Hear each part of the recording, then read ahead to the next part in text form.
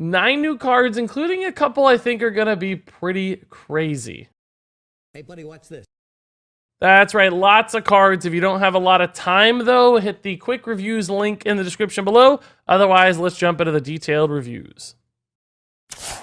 Up first here, let's take a look at Dreamway Guardians, and my apologies for the low-res artwork. This is all that's available because the card just came out. It's a new 2-mana Druid spell. It reads summon 2 1/2 Dryads with Lifesteal. So we've got a really nice little token summoning card with a bonus of Lifesteal. So I think the first comparison that comes to mind for a card like this is something like Firefly, where you get a couple 1/2s for 2 mana.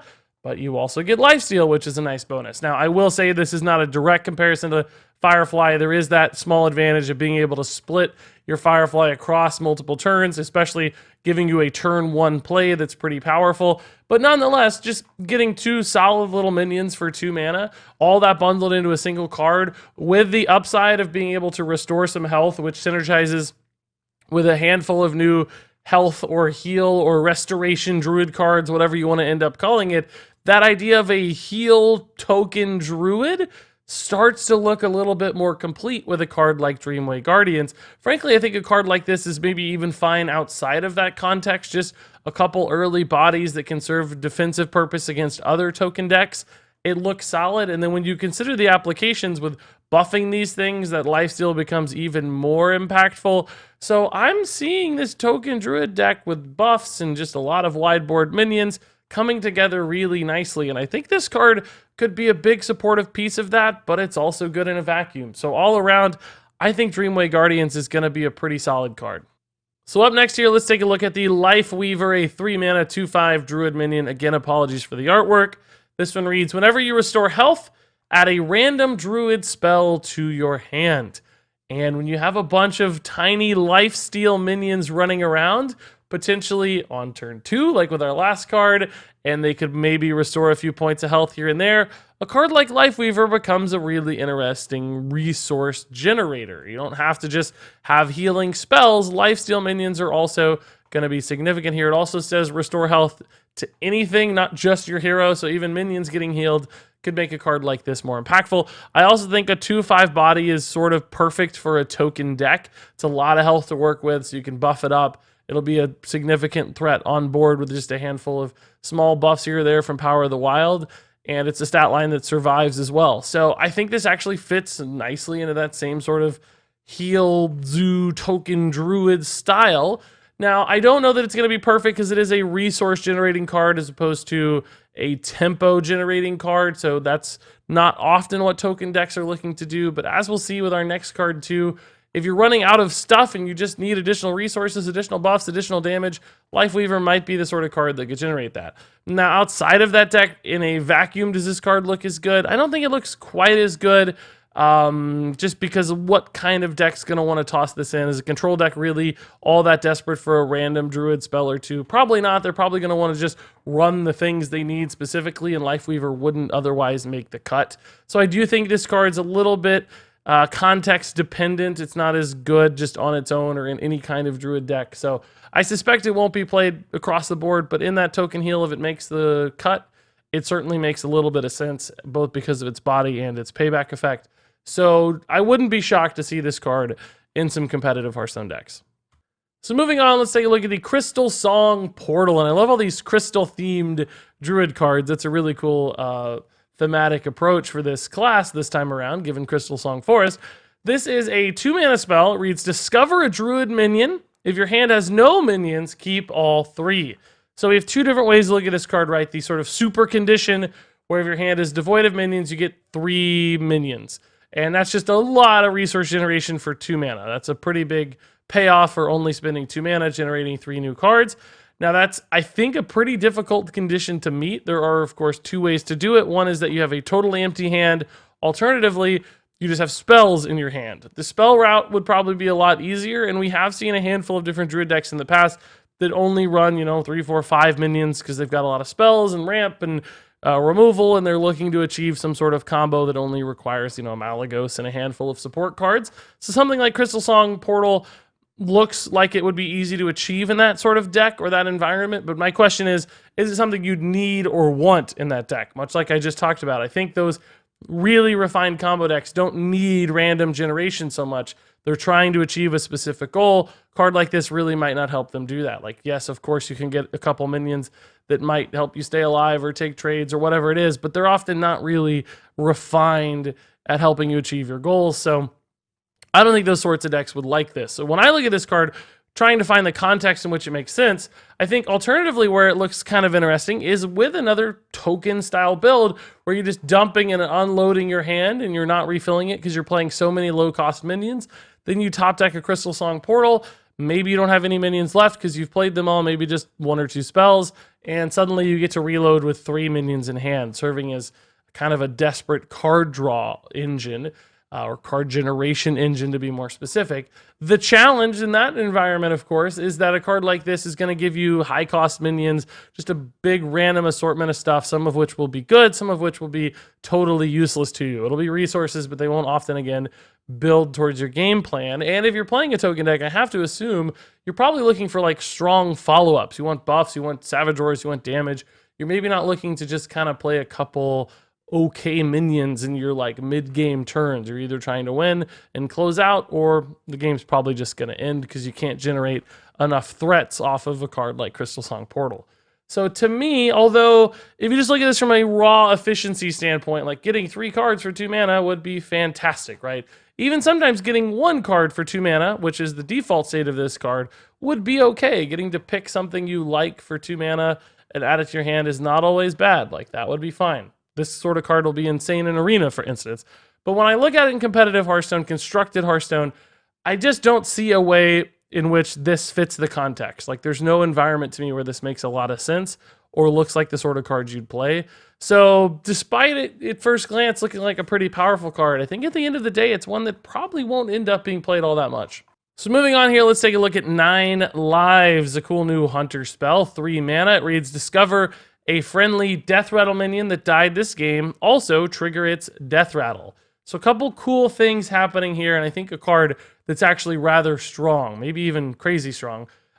Discovering a friendly death rattle minion, that's really good because this is a minion you're already running in your deck. Now, it does have to have died, so you're not going to have like always the perfect choice of what you want. It's going to maybe be a more early game oriented minion, or your 9 lives will have to come later in the game, or you may not have drawn like your big legendary Oblivitron or whatever. So it's not perfect, but it's still good because you know it's a card that's going to synergize with your deck and with your game plan. Unlike the previous Discover card we just looked at, where it's a random assortment of minions, this is one that's part of your pool and you know you like it. It's a friendly, good minion for you. That's an upside on this card, so it's resource generation off the bat. Also, then you get to trigger its death rattle. And if you're building your deck with support for a card like 9 Lives, obviously your minions are going to have good death rattles, whether that's Oblivitron, a mech like Spider Bomb, which would be cool because then this is like a deadly shot combined with some resource generation, or, you know, Savannah Highmanes or Mechanical Whelps. You might get a couple 2/2s or a 7/7 for 3 mana. And it's not even really 3 mana because part of this mana can be attributed to the resource generation. So, you know, for 2 mana, you might get a 7/7 and a card. Or for 3 mana, I should say, you get a 7/7 and a card. For 3 mana, you get 2 2/2s and a Savannah Highmane, right? Like, all of these sorts of combinations, as you look at them, are really cool. It's a very high tempo play. You generate something into the board and you generate a resource. So it's also a value driven play. And I think that combination makes 9 Lives really exciting. The only challenge for a card like this that I think keeps it from being absolutely perfect is that, like I mentioned previously, you kind of have to play it after a death rattle has died. So it's not like a good turn 3 play typically. It theoretically could be, but often it's going to feel much better later in the game. And is there going to be a point where it's enough at that point in the game? Can you make it swingy enough? Can you get a couple 7/7s off your Mechanical Whelp and just generate a ton of resources and even more threats on board? Possibly. Other times it might not feel nearly so good. So I do think it's going to be strong regardless, just because it does so much at such an efficient cost, and it's not sacrificing board in order to do that. It's a strong follow-up card. I don't think it'll be too hard to build a deck around to support it. So to me, this looks like a really strong card that will help empower a new version of Death Rattle Hunter. Moving on, let's take a look at the Eager Underling, who it turns out is not Millhouse Manastorm, sadly. It's instead a 4-mana 2/2 for Warlock with a Death Rattle. Give 2 random friendly minions +2/+2. And I just don't think this card's very good. Yes, theoretically it fits into a zoo build rather nicely. You know, it's got minion buffs. It supports wide board styles of play. That makes sense. But the problem is, right, is that it's just dependent on you having other minions on board, and you'll often be passing initiative to your opponent when trying to get this to go off, where they can probably decide the kill order or lineup trades in a favorable way so that your Eager Underling doesn't work at all. In other words, it's sort of the opposite of Fungalmancer, where you dropped it on a board you already had, you got the damage immediately, you controlled how it worked, you controlled the value trades, and that's what made Fungalmancer so amazing. Eager Underling switches it the other way around, where you're just kind of passively sitting it out there and you don't know what it's going to hit. You don't control it. It's a mana cheaper, but it doesn't go nearly as far. Now, theoretically, if you were building a deck that helps you kill your own minions, which we've seen a handful of in Warlock previously and in the new set as well, maybe you could say, like, this is a Fungalmancer. You play it alongside something that kills it. But then the problem is, right, it's like still random. You're losing part of your stats that, you know, the 2/2 for the Fungalmancer did sometimes matter in those decks. Like, it was another extra body that was nice to have around. So this isn't like the perfect egg style card. If it was like a 0/3 that gave 2 minions +3/+3, boom, that would make sense. But since part of its value is bundled into the minion itself, because it's a random aspect, I just don't think this is like that egg sacrifice card that's perfect for the deck. I think there are probably going to be better ways to do that. So to me, I think this card's going to fall short. It just looks so much worse than what we've seen in the past. And even though Fungalmancer is like one of the best cards ever, it's just been so insanely strong. Comparing it to that doesn't necessarily make the card bad, but I still think it is going to have some problems that do make it a struggle to see play. So outside of the perfect sacrifice Warlock deck, I just don't see Eager Underling making much sense at all. So now let's move on to another new Warlock card. This one's Plot Twist, 2-mana spell, an effect I've seen like a million times in custom cards, so I'm glad Blizzard finally brought it to play. It reads, shuffle your hand into your deck, and then you draw that many cards. So if you have, let's say, 7 cards left after playing your Plot Twist, you'll shuffle those 7 cards in, and then you'll draw 7 cards from your deck. Now, presumably those will not be all new cards. Since you shuffle first, you might be getting some of the cards you already had, but, you know, depending on the ratio of new cards to old cards, it might be 50-50, it might be 25% new cards. If you have 0 cards in deck, it would be the exact same hand, presumably, right? But theoretically, you can, you know, trade off some of your current resources for different resources. So if you're digging for specific things, it'll help you find them. It combines nicely with a card like Fell Lord Betrug, the new Warlock legendary, that when you draw a minion, it summons it with Rush. That's a neat idea. I don't really think that's a combo that makes Plot Twist or Fell Lord Betrug good. I think that's still pretty situational and awkward and just has a few problems baked into it. So for Plot Twist, a lot of people are liking this card a ton. I'm not quite as convinced. There are some neat things you can do with like infinite combos with Augmented Elic, where you can like shuffle in double the number of cards thanks to Augmented Elic. Like, that's a neat idea. But as far as like using this as like a combo card draw sort of thing, I don't like it as much because, like, yeah, if you have 0 combo pieces, you can shuffle it in and try to find a combo piece. But what if you have like 1 combo piece in hand and 1 combo piece in deck?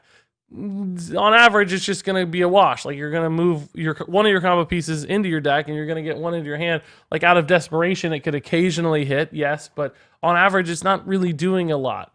And you're, at the end of the day, just kind of spending 2 mana to sort of look at a different hand and maybe try to find a desperate resource. I don't know if that's worth it. Warlock already has so many ways to draw cards and find cards and all kinds of different removal tools, and just, I don't think they're ever that desperate to like switch out their entire hand, right? So for me, I don't know that it gets there like I want it to. I think it's a really cool mechanic. Maybe Betrug is what gets this card over the hump. I actually feel like it's not going to do much at all. I don't think there's really going to be any decks that find a reason to run Plot Twist. I hope I'm wrong. I really do. And I know a lot of people are going to give me flack for this review because some people are giving it like 4+ stars. I just don't think so. I don't see the use case. I understand why it would be useful, but I don't think at the end of the day it will be. I think it will just not make the cut compared to other options. Just run more consistent card draw, play the traditional way, stop trying to play with these like crazy hand switch outs or Fel Lord Betrug boards. That's like 2 or 3 card combos that aren't very useful and hard to find. So to me, I just don't think it gets there. So up next here, let's move on to Vendetta, a new rogue spell. 4 mana, it reads deal 4 damage to a minion, and it costs 0 if you're holding a card from another class. So we have this Burgle Thief Rogue support card here, and I think it's great. I mean, obviously dealing 4 for 0 is fantastic. Beyond that, 0 mana cards in Rogue are really helpful to set up combos.